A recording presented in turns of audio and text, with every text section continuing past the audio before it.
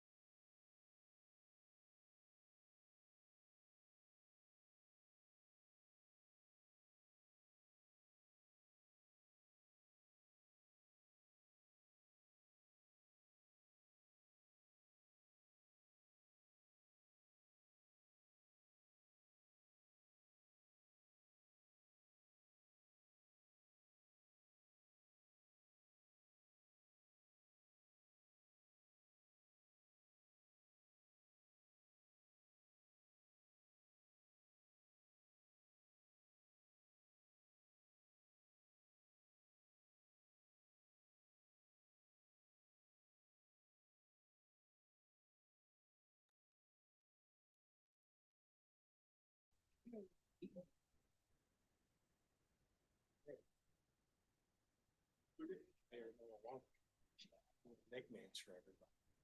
On the council? Yeah. Oh, did it?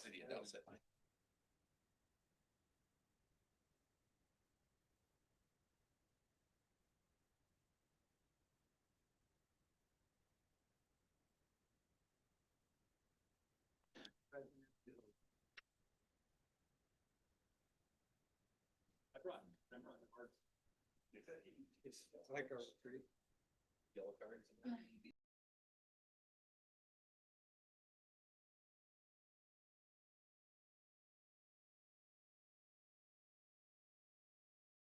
And call the meeting to order of the Bloomington City Council on Monday, November the 24th at 6 p.m.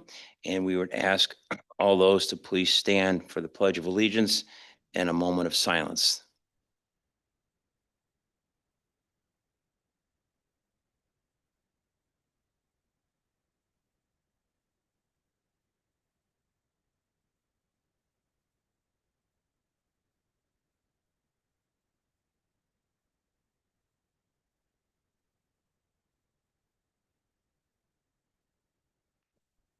Roll call for attendance, please.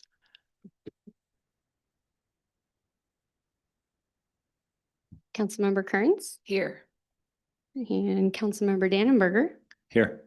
Councilmember Straza, Here. Councilmember Hendricks, Here. Councilmember Ward, Here.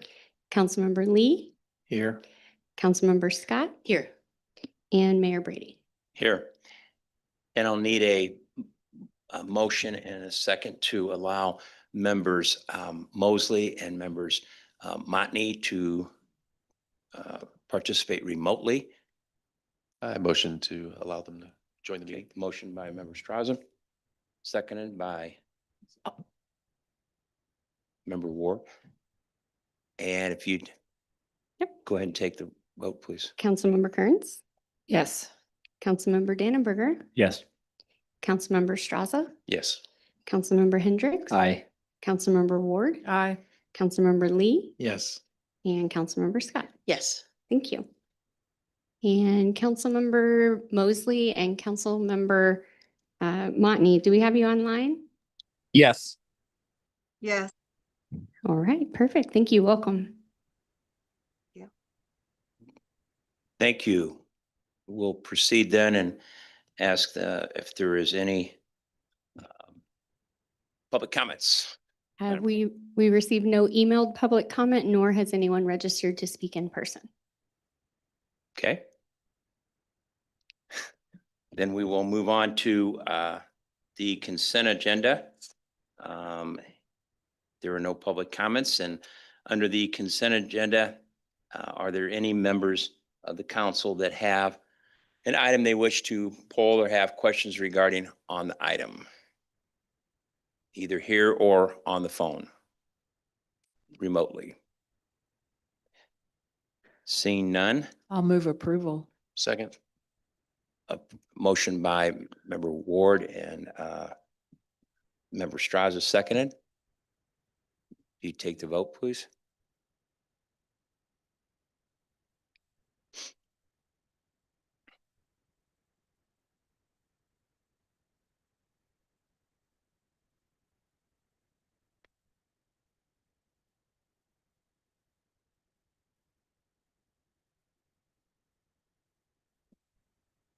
And the item passed, no nays to announce.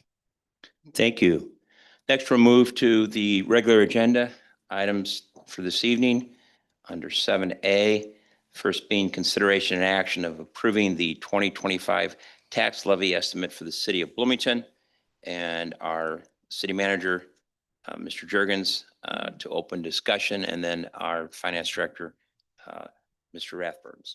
Mr. Jurgens? Thank you very much, Mayor and Council. And Lance, if you could pull up my presentation. Tonight, we will be setting the estimate of the tax levy. This will then go into the newspaper as the estimate, and the council will come back and do final approval on the actual property tax levy at our meeting in December 15th. December 15th. So tonight, want to provide some background information and some potential recommendations in relation to the tax levy. If you could go to the next slide. Last year, you can see our tax, the total assessed value for the city was about $2.4 billion. This year, after our finance department takes a little bit of a haircut to account for likely challenges, we are estimating the assessed value to go up about $195 million to about $2.6 billion. Next slide. This slide shows how much of the property tax levy goes to the different districts, including the city of Bloomington. And you can see on there, out of the total property tax dollar spent within the city, 11 cents last year went to the city. Next slide. Again, just to put that into perspective, when people talk about property taxes, you hear about the city a lot. We're doing a lot of things. We're in a lot of places, providing a lot of services. We are just 11% of that entire property tax bill. Next slide. This slide shows where the money goes once you pay your property tax dollar to the city. We actually have 9 different levies, everything from pensions, fire protection, IMRF, Social Security. We actually levy a dollar amount for each of these different levies. And the money that we collect can only be spent for that specific purpose. So, for example, you can see up here the 9 different levies, and you can see that in 2024, we levied a total of about $22.3 million. Next slide. There are 3 specific funds that I want to highlight tonight. The first is our police funding. This shows that after we account for some revenues, we have total expenditures of about $27 million. Only 1.5 of that comes from the tax levy. About 95% of the rest of that comes from the general fund. And then if you look at the pension, which is the pie chart below there, under our code, we pay for pensions by the property tax and by the utility tax. However, the pensions have gotten to a point where we now have to utilize money from the general fund. So we have about 2.7 million going from the general fund for that pension. I think it's worth noting that when we talk about our public safety pensions, and this is certainly no fault of fire or police, but from years of underfunding those pensions, we are trying to catch up, and our council has a policy to get those 100% funded by 2040. So we're working towards that, and there is a cost associated with that. Next slide. This is the same information for the fire protection. Before I go on to fire, just, talking about police, Lance, if you could go back one, sorry about that. I meant to mention here, we talk about what our funding obligations are to the police. Just as a reminder, in 2024, they had 70,000 calls for service that they responded to, over 13,000 traffic stops, and nearly 2,000 crashes that they responded to. So a very busy police department, but a police department that keeps us one of the safest communities in the region. Very proud of the work they do, and they do a great job, but it obviously takes a lot of resources. Next slide. There we go, fire. And so the same can be said about fire. They responded to over 14,000 calls last year and managed nearly 11,000 medical emergencies. You can see up there that the expenditures from the general fund were about almost 88% of the total funding for fire. And you can see that when it comes to their pensions, we had to cover about 1.4 million from the general fund. Next slide. Just quickly wanting to touch base on parks too. So parks primarily funded from the general fund, almost 90%. We levy only $1 million for our parks and our programming. We manage over 1,200 acres of green space across 40 different parks, hundreds of thousands of visitors to these locations every year, 30 miles of trail, 30,000 trees and basins that they manage. So a lot of work that our parks department does. Next slide. We'll come back to the police and the fire in a minute. We want to take just a quick review of the history of our tax rate. So you can see here that through 1998 through 2004, the rate slowly came down, went back up in 2009, and then held steady for a number of years until 2022. And then you can see it started to really go down quite drastically. If you go to the next slide, this shows has a little bit more of the specific history, but shows essentially a 21+% decrease from where we were in 98 to where we are with our rate of last year. Next slide, and I'm going to let our finance director, Scott Rathbun, talk a little bit about the other city revenues. Yeah, there's been a lot of discussion just even over the last few years about the increase in city revenues related to online sales tax. We've been talking about that recently, but the approval of selling cannabis within the city, streaming, et cetera. So just going back and doing a review of pre-COVID 2019 through the FY 2026 budgeted revenue, so not taking into account the current increase we're seeing in online. Our revenues, while they went significantly up in FY 2022, related to most of that activity, leveled off significantly. And then the last bullet there, you can see PPRT has come down by 4 million. So from an annualized increase basis, our revenues have really only gone up 3% per year from 2019 through the budget FY 26. Highlighting the 3 areas the city manager was going over: parks, public safety, and IT. Well, IT is kind of an add-on because it is an anomaly of it by itself. Software expenses have really gone up significantly related to cybersecurity, everything we're doing for public safety, related to having top of the line equipment. Those increases have gone up over 5% every year. It's almost closer to 6%. So we have a separation between our increases in revenues and the cost just related to those three almost offset each other 100% related to the dollar amount. And then even just building in the increases we're seeing this year for online sales tax, it would take up our annualized results for revenue to 4%, and we're still below that 5 to 6% inflationary cost increase that we're seeing. The next slide. This just shows some of that in a graph form. We showed this last year and have updated it, but with how much inflation has gone up since 2011 versus how much our levy has increased. Next slide.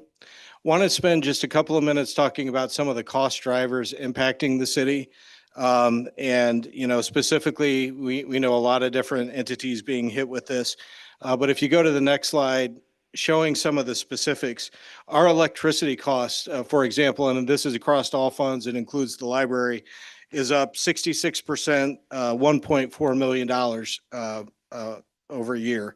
The health insurance costs are up $4 million. Pension costs, as we've talked about, all the pensions combined together has increased $4.8 million. IT software, like the finance director just mentioned, since FY21 is up 103%, or about 1.3 million.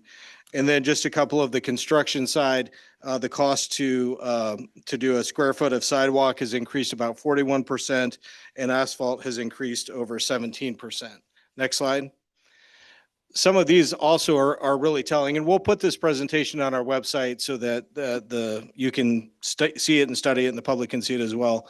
Some of the costs with our equipment, the fire engines have increased 63% since 21, and now are estimating about $1.25 million for our fire engine. Ambulance up over 17%. Kind of, you know, you're not going to read all of these, but the last couple, a automated garbage truck is up 33% to almost $500,000.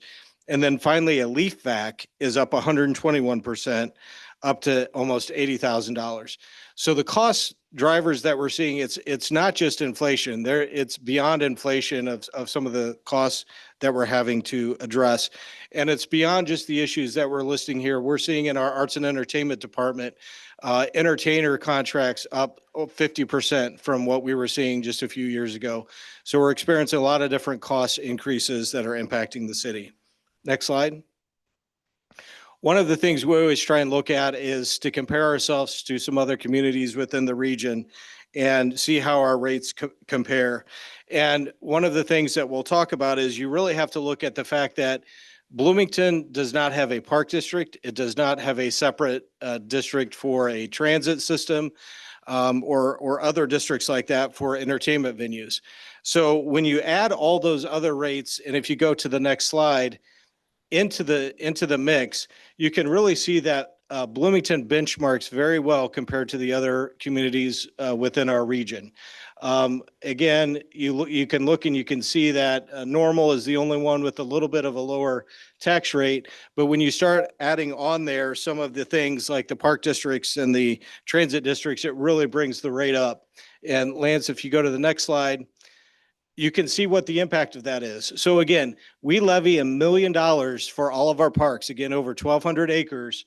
You can see what these other communities are levying in their park districts. You know, again, I'm not going to read them all, but they're significantly higher than $1 million. When you look at our transit district, we contribute about $1.8 million to connect transit, to have a transit system with the town of Normal. Some of these other communities are spending significantly more through their transit districts trying to have bus systems and transportation. And then there are some communities like Springfield that have a separate levy for their entertainment venue that again is $3.2 million. Next slide. So quickly going over the options that we've presented. The first option, which is the option that staff is recommending, would get the rate a little bit higher, but about half as to where it was previously. It would go back to about 0.95, again, the previous rate being 0.99. This would give us about 3 million more dollars.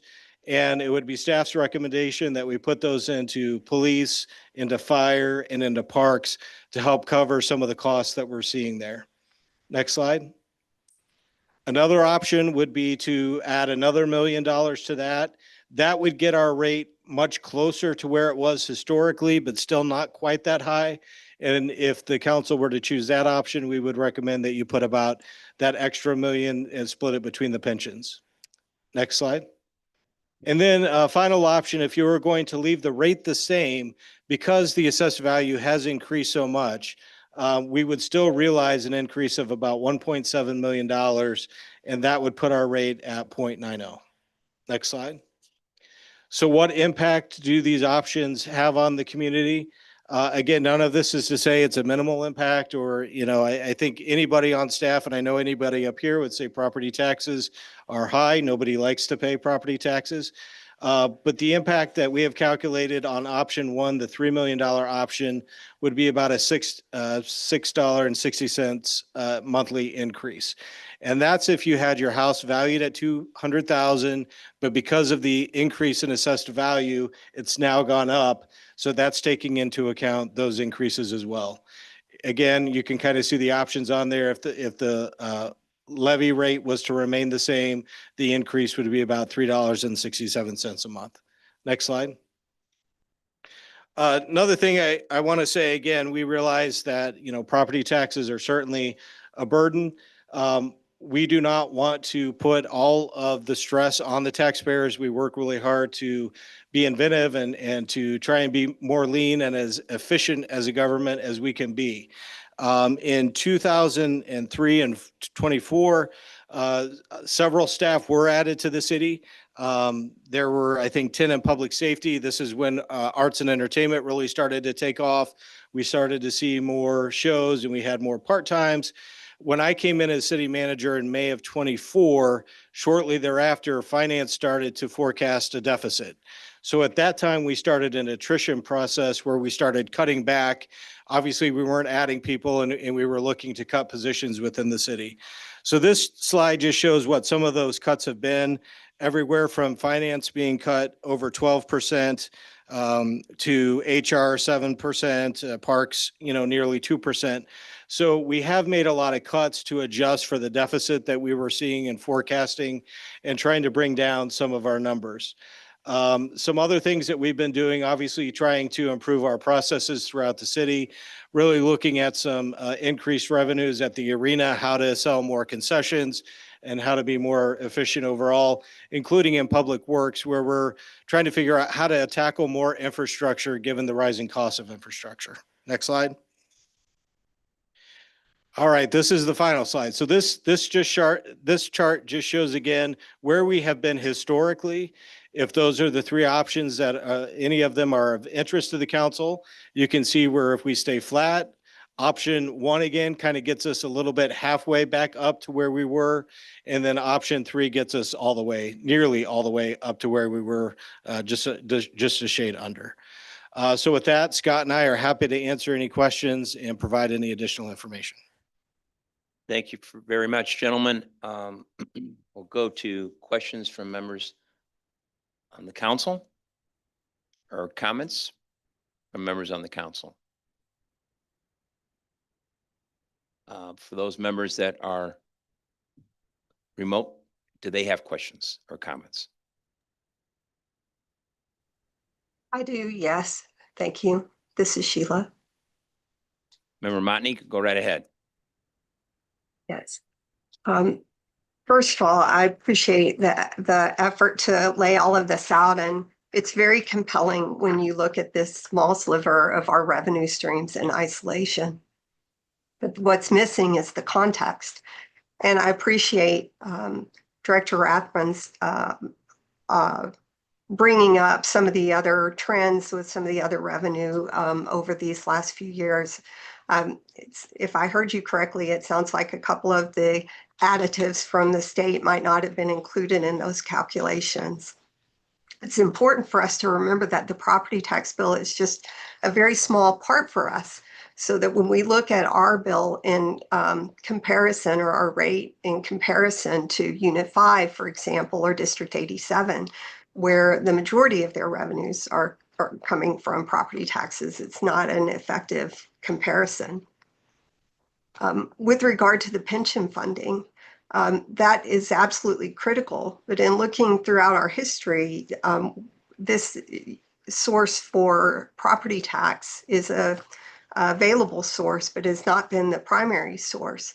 And in fact, 4 years ago, when we increased the property taxes in Bloomington, we messaged the pension funding for public safety as a primary reason for that increase. And yet the following year, we actually contributed less to those funds because we're required to pay by state law to fund those. And as a result as well, we also rely on actuaries to tell us the amount we're going to pay.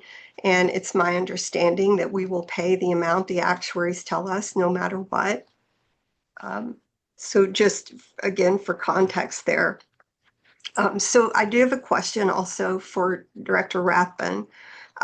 This year to date, I mean, we're talking about in many of these contexts, budgeted revenues, not actual revenues. And it's my understanding this year to date, we're seeing a material delivery of revenues relative to even what we estimated them to be.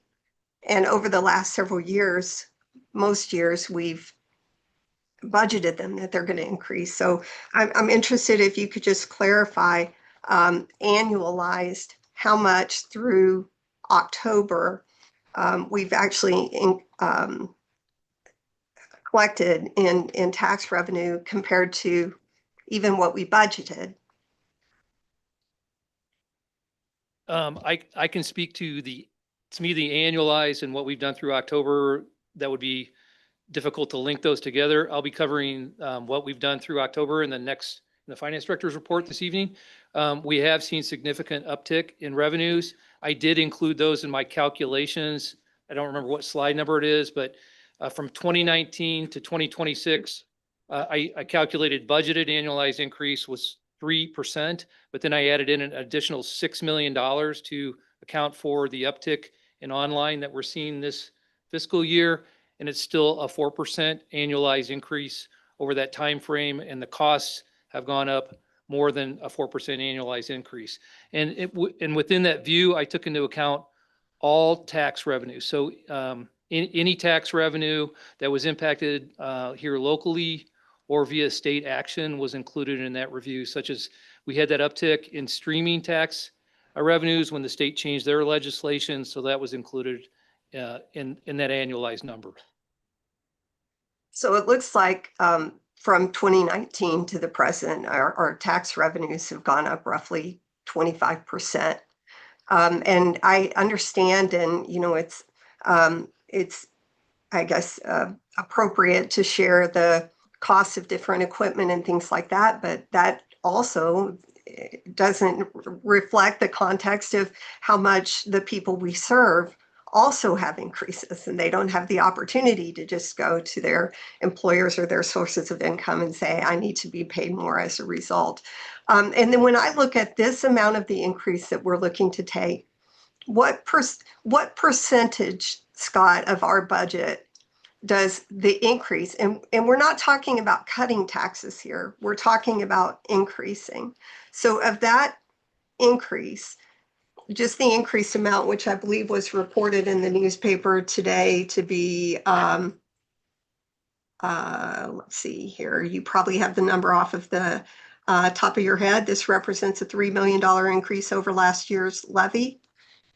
It's, come on, still. 13.4%. Is that? 13.4? Yes. 13.4% increase over prior year's levy. Well, and I'm talking about what I want to put this in context in for the balance of the council, for the public that's listening. What percentage of our total revenue does that $3 million represent? Well, Our FY '26 general fund budget was approximately 130 million. I have the report here. I have to pull it out. So, and then we probably had a use of reserves originally of 4 million. So 3 million divided in 125. Anybody got a calculator? It's going to be less than 3%, because 3% of 100 million is 3 million. So less than 3%.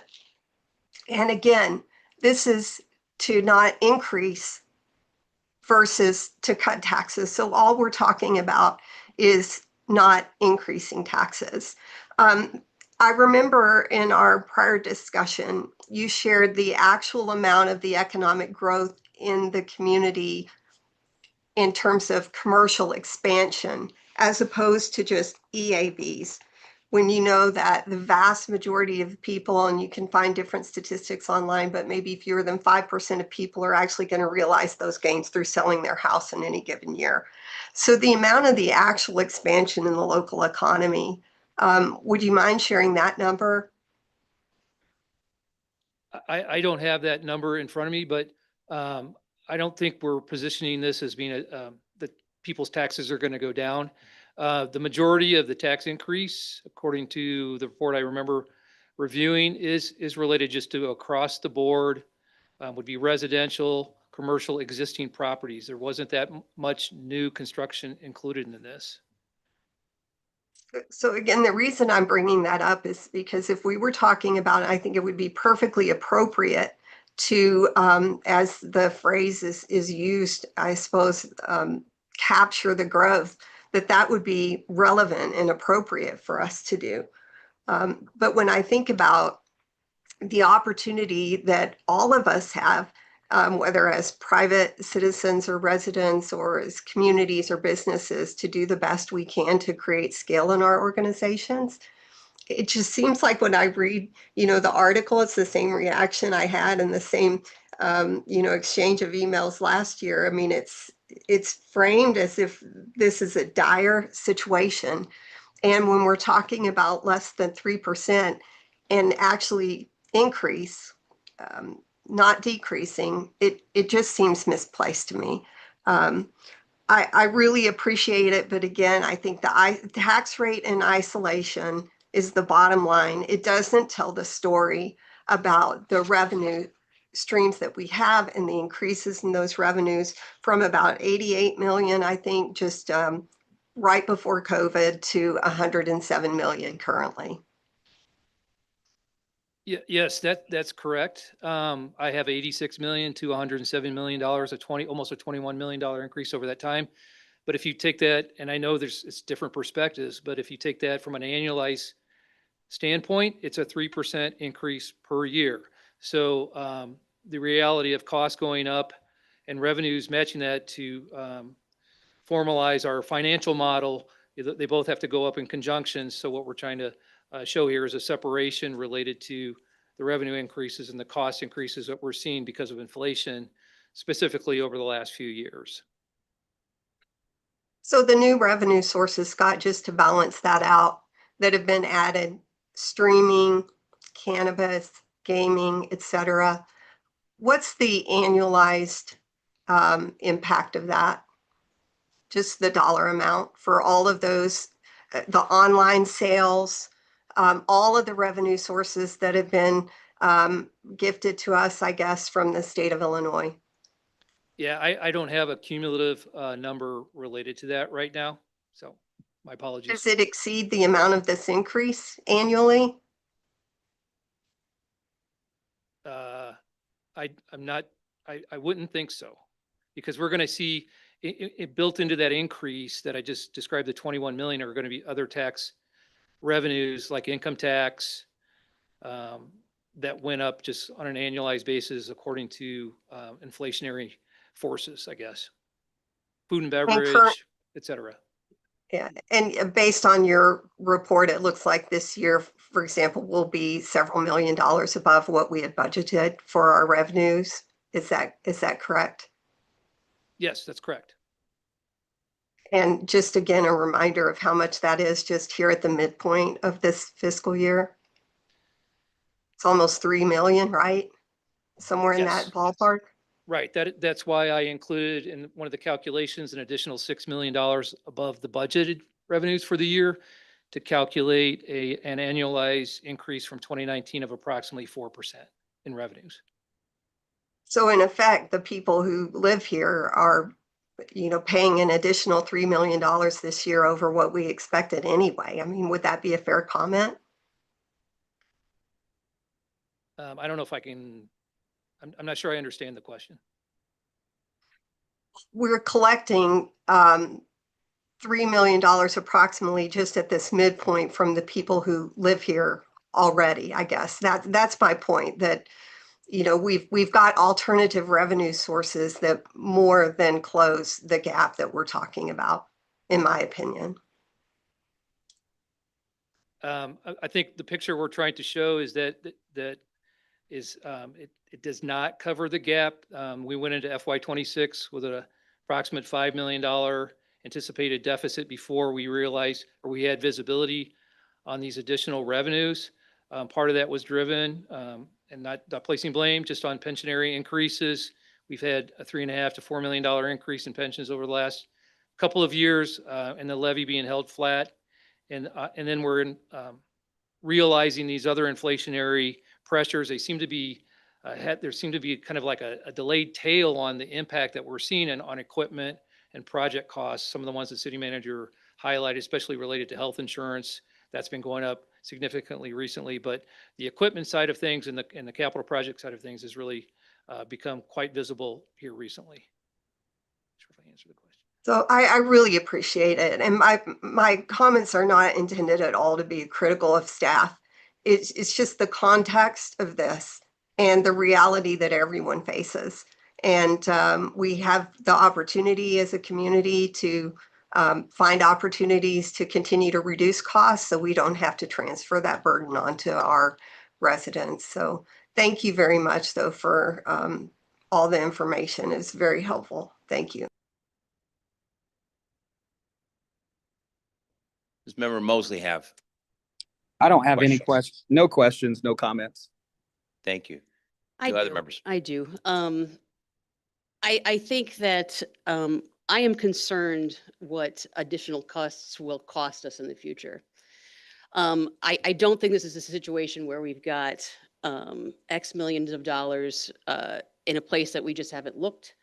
If this is a situation where we could just be budgeting a little bit differently or estimating a little bit differently, then all the cuts that were listed up there with HR, with finance, with others of those things would not be necessary.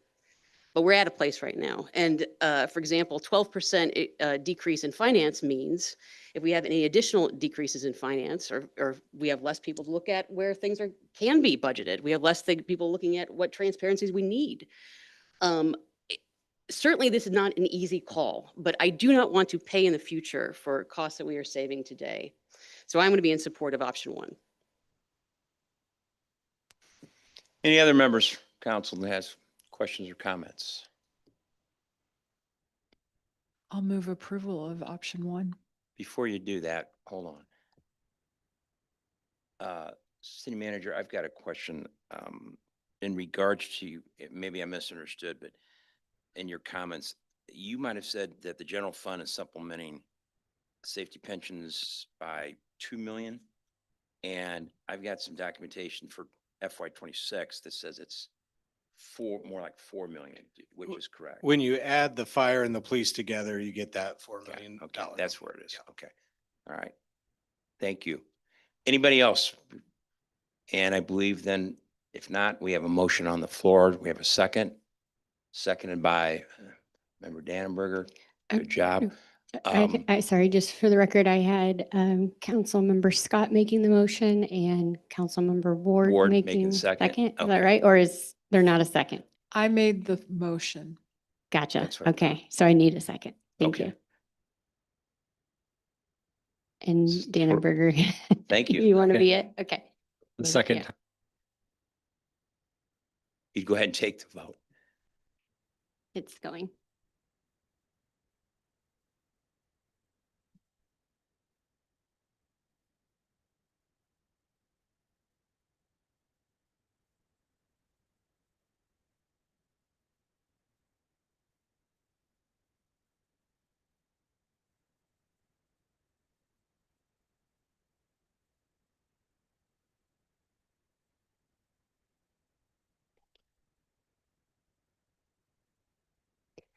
All right, the item passes and I have 2 nays to announce, Councilmember Motney and Councilmember Lee.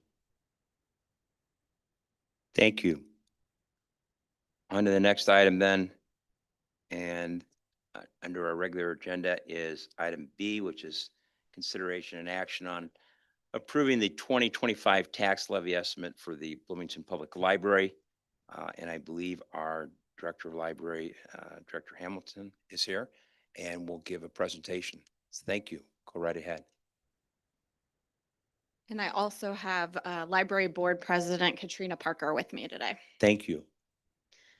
Next slide. So some of these slides will be pretty similar to what you just saw. The current tax bill, 4 cents of that is attributed to the library, or another way of saying it is 4% of the tax bill is the library and 96% is other government bodies. Next slide.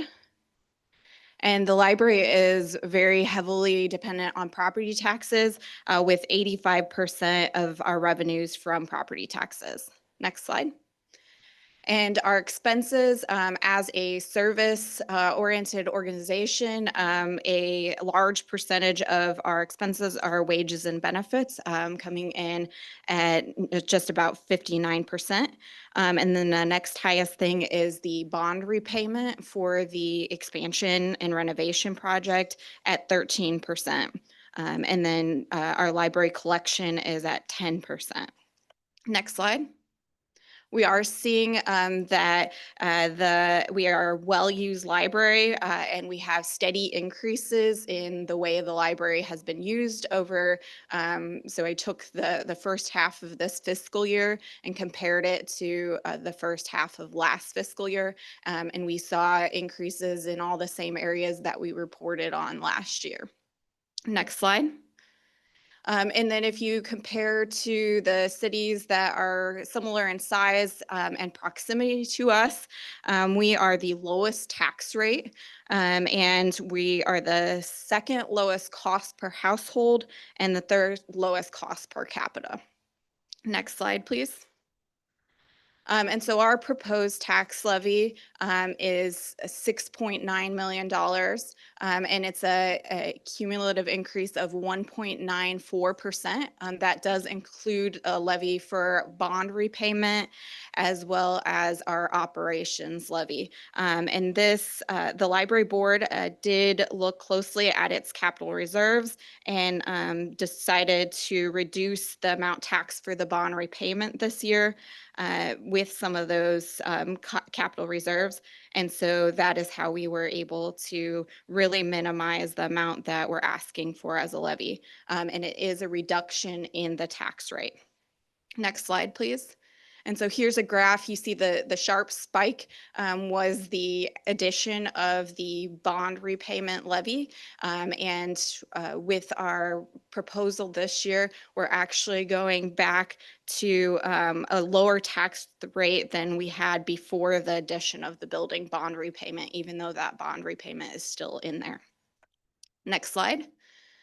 And so this is an example of a house valued at $200,000 in 2025.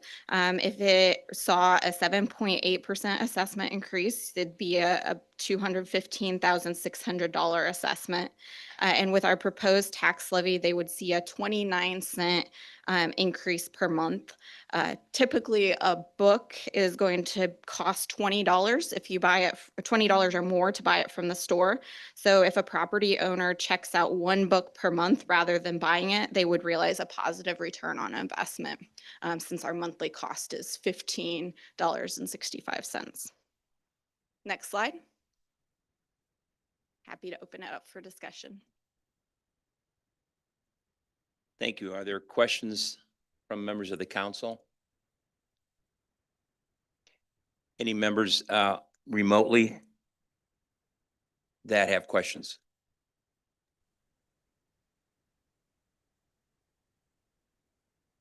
If not, was there be a motion? I'll move approval. Motion by member Ward Second. and seconded by member Hendricks. Go ahead and take the vote, please.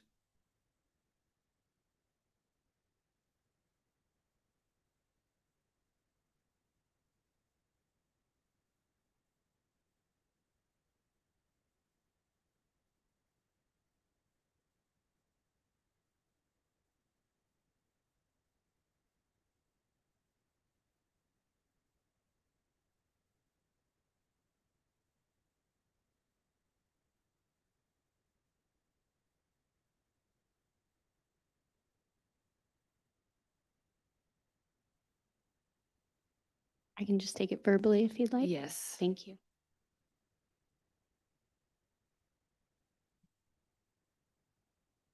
And the item passes with 1 nay to announce. Councilmember Lee. Thank you. Thank you, ladies, for your presentation. Before we move to the next item, item C, the next step for the item dealing with the tax levy for the city of Bloomington, if City Manager Jurgens can explain the future steps we have coming before us in December, I believe it would be. That's right. The next step, we will publish in the newspaper details regarding the proposed or the estimate levy. At our meeting on December 15th, we will have what's called a truth in taxation hearing. It's an opportunity for us to hear from the public. And so we will have that hearing. And then at the meeting after that, on December 15th, there will be a final vote to set the levy or to approve the levy for both the library and the city. Thank you. Any comments or questions from members to our city manager? Remotely? Okay. Then we will move to item C, which is consideration and action on the ordinance to amend Chapter 2 of the City Code to make the Special Commission for Safe Communities a permanent commission as requested by the Administration Department. And I believe that we have former chair of that committee, Dr. Scott Denton, who would like to make some comments. So Dr. Denton, please go ahead. Good evening. Thank you. Hello again. So I was asked to come before you to present basically what is essentially making the Special Commission for Safe Communities a permanent commission for safe communities like we recommended in our report that I presented to you in depth before. You all read the report. We think it's very good. There's the ordinance that is before you. Then there's Exhibit A. We had a meeting last week and the commission went through this and we really agree with it. We think it's a good thing. We recommend that you approve it. We like the part that basically said that it's charged with ensuring the sustained success of the city violence prevention strategies with a continued focus on gun violence and violence prevention strategies we underlined because we think that's a good defense. You know, I generally don't like sports analogies or metaphors, but this is defense. You know, we have good offense. We have the police. We have the criminal justice system, which takes care of things after they're occurring. A good defense is a good offense. It takes the burden off everyone else if we can prevent, you know, gun violence or unsafe things in our community. So we're very happy that that's what the basically the city put this together from our report, and we're very happy with it. You can see A through 1 through 4. There's a composition. The commission all wanted to continue on, so that was good on everyone. You have a good commission that's very enthusiastic. C, we wanted to point out, you know, qualifications for membership. There are, I believe, 11 or 12 criterias that we think are all good community partners, a good defense, you know, to help prevent further gun violence. And then the last part, we only recommended this, the city put together a recommendation for quarterly meetings. We thought actually a meeting every other month would be better. So I don't know if that's in your packet or not, but we recommended every other month instead of quarterly, which you kind of lose touch after about 3 months. That way it keeps the momentum going. We don't think it needs to be every month like we were meeting because towards the end, every other month would have worked fine. But to continue on, I think every other month was good for us. And that is my presentation. I hope it was short enough. Thank you. Thank you, Dr. Denton. Are there members of the council that have questions of Dr. Denton or comments, or any member remotely that has the same?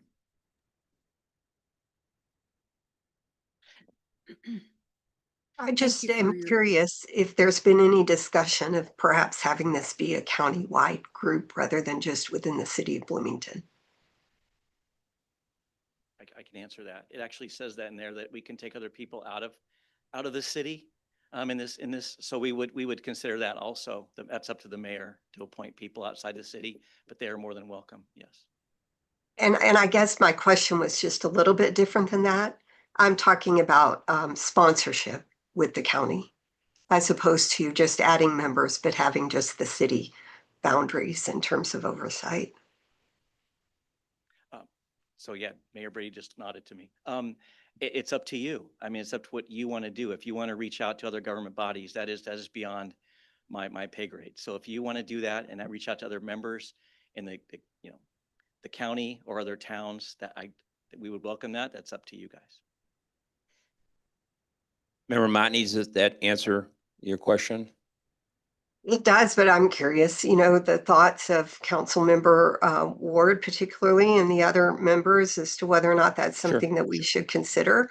I think the work that they've done certainly isn't bound by the borders of the city of Bloomington. And I'm just wondering if it would be more impactful if it were considered to be a county commission rather than a city commission.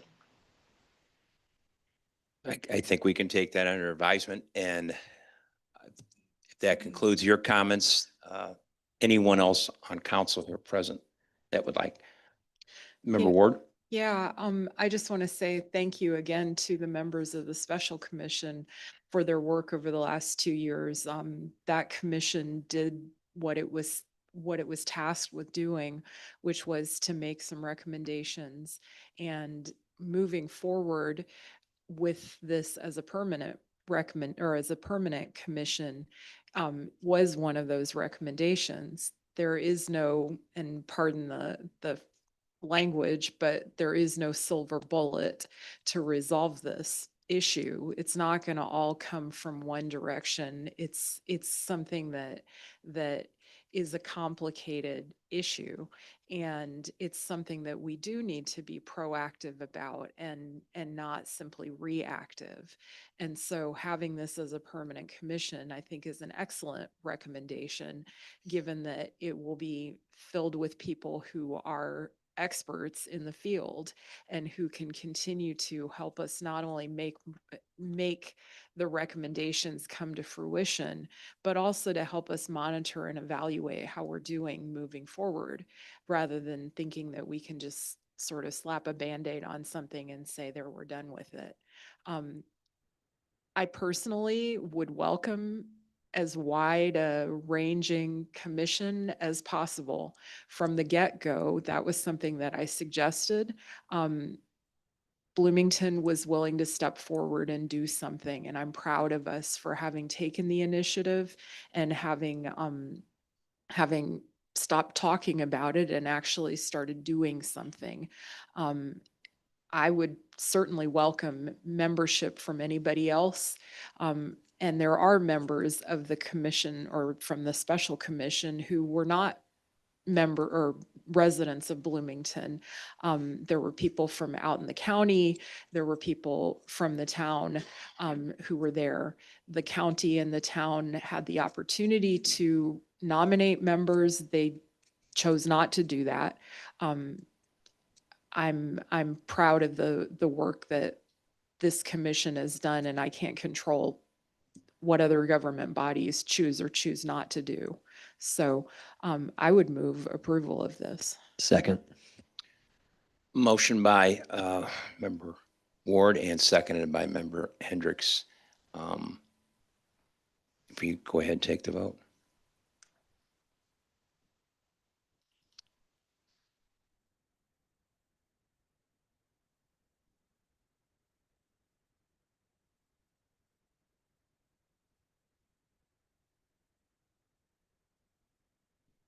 The item passes, no nays to announce.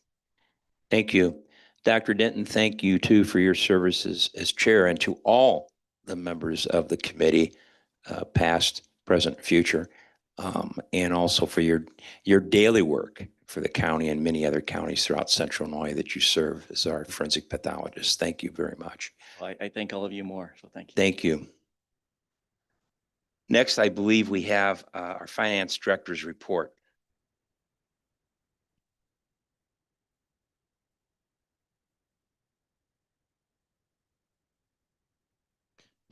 Scott, go right ahead. Thanks. Good evening, Mayor, Council, City Manager. October, we're 6 months into the fiscal year, 50%. This will show itself when we have our trend um, kind of commentary on each of these pages. But again, we're still, I keep saying this, but you know, the sales taxes lag. We'll probably start putting a projection for the year on the report when we do a report in January. But for now, we're still somewhat early. Next slide, please.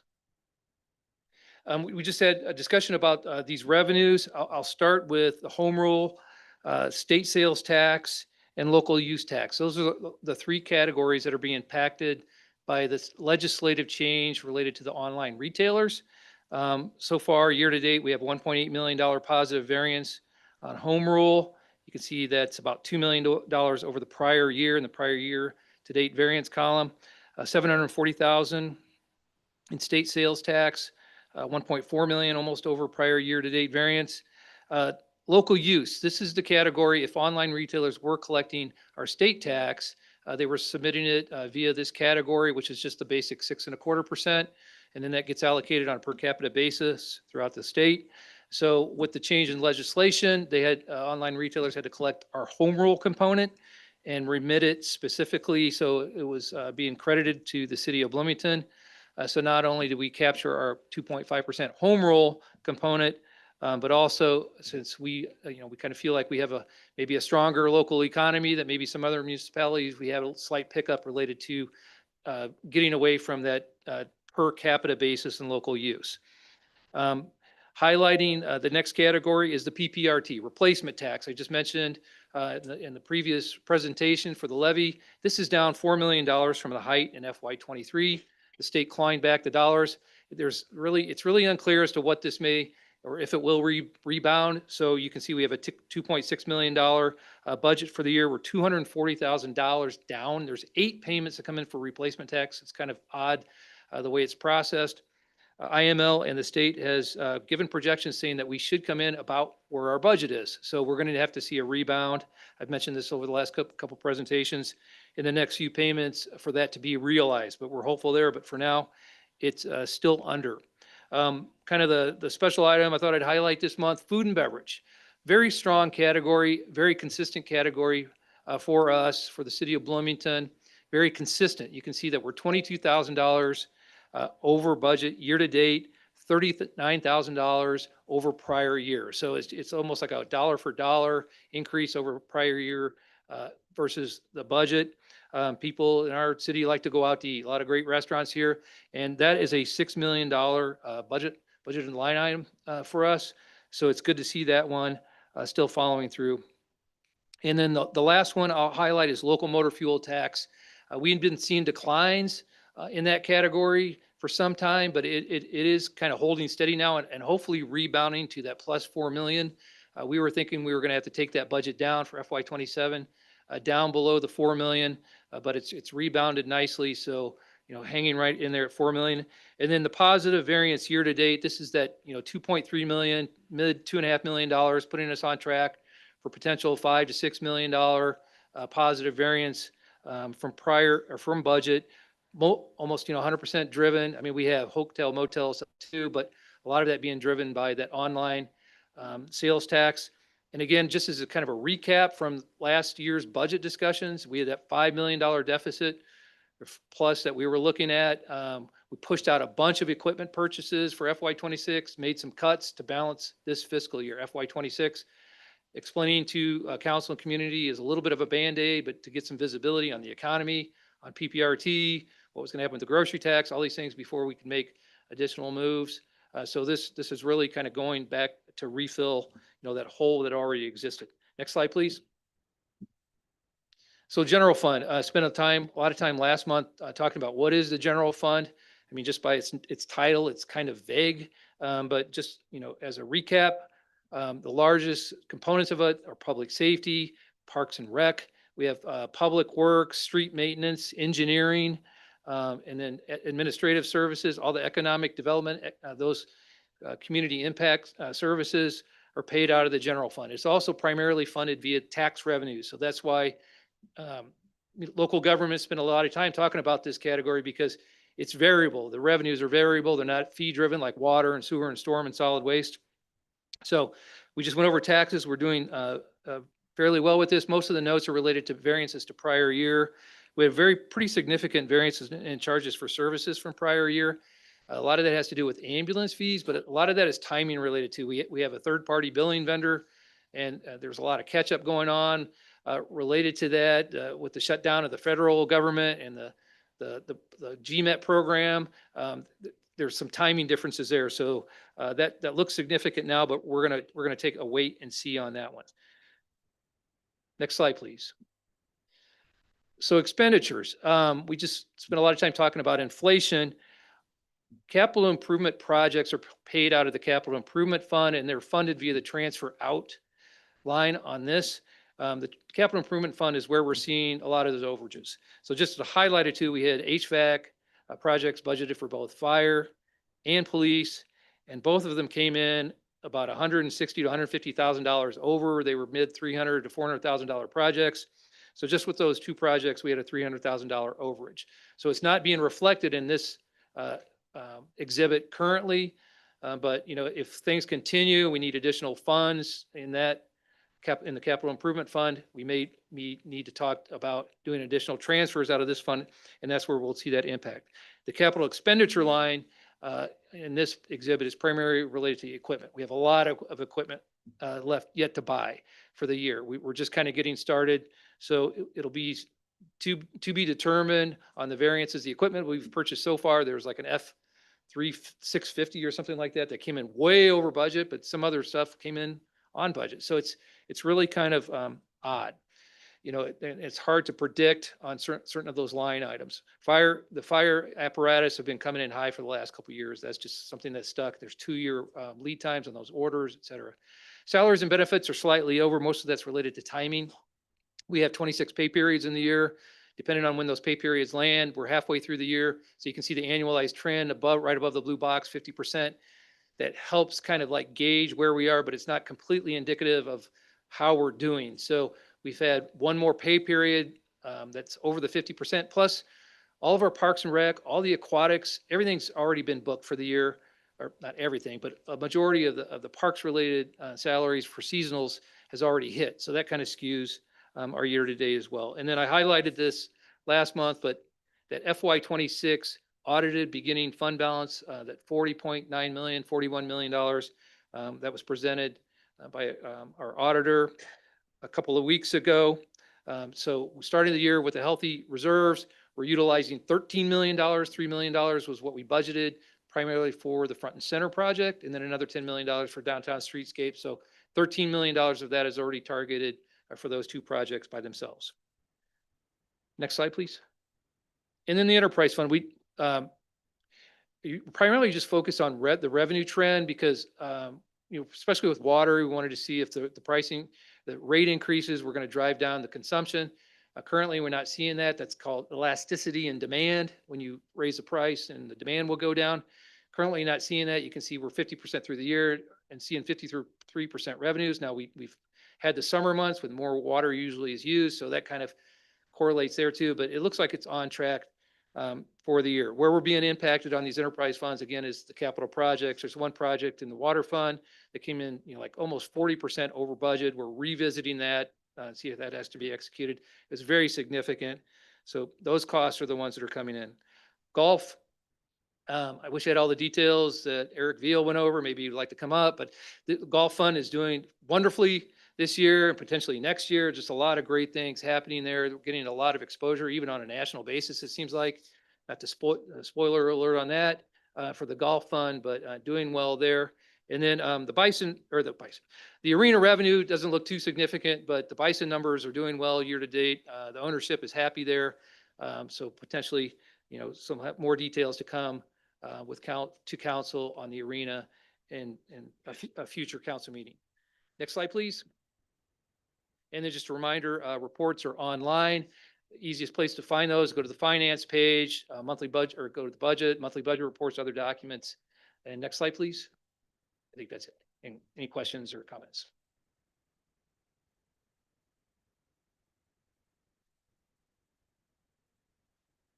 Questions from members of the council to our finance director? Member Ward? Yeah, thank you for this. It's always very illuminating.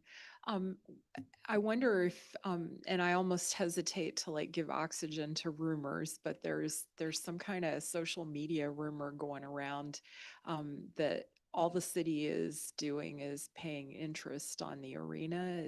Is that something you've heard and can shed any light on that? I know it's kind of off the wall. Yeah, I can say yes to both that I heard and I can shed light. So with the arena bonds, depending on how they were issued or refinanced, the payments can be, usually it's 2 payments per year. With the arena bond, we only pay interest in December and we pay the principal in June. So the principal payments were already made for the year and we pay interest twice a year. Many of our bonds, we pay principal and interest 2 times a year. But with the arena bond, the way it was refinanced some years back, we're only paying principal once a year. So we have about a little over $16 million in principal left on that. There's a lot of information related to our bonds and our budget book. If there's tables related to the remaining payments that are split between interest and principal. And then there's an exhibit in there that shows what the actual budget line items for principal and interest are for the arena bonds as well. Thank you for asking. Other members, remotely? Any questions or comments? Any other members on council here that have a question or comment of our director? If not, thank you very much, sir. Next, we'll move to our city manager's, Mr. Jurgens' report. Thank you very much. Lance, if you could go to the first slide.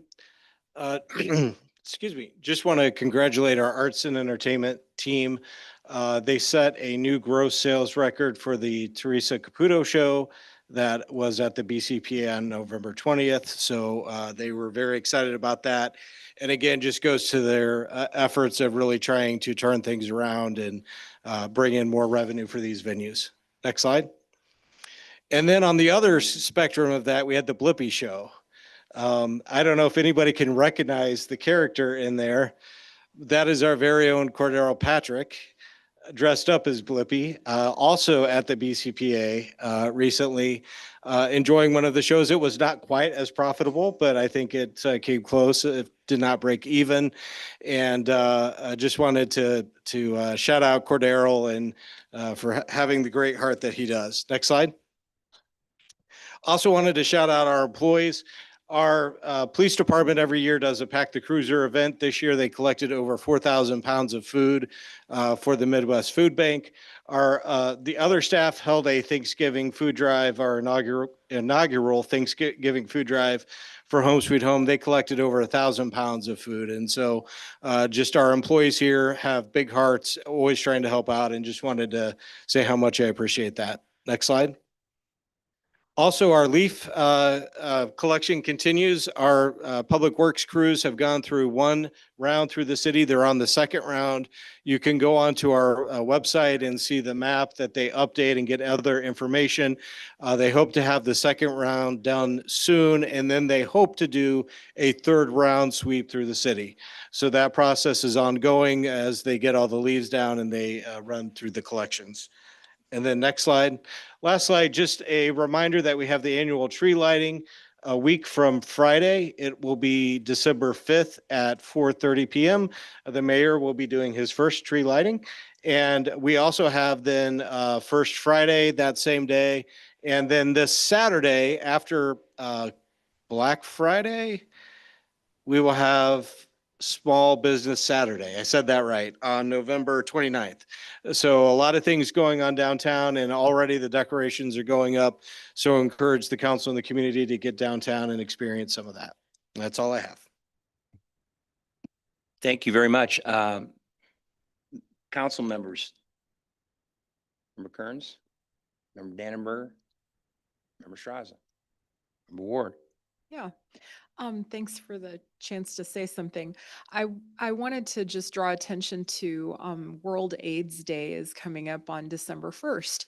And from the 1st through the 5th, our public library is not only a place where you can get good books to read and do research, but it's also a community gathering place where various events and speakers and so forth take place. But in particular, there's going to be a candlelight vigil on Monday, the 1st at 5:30 p.m.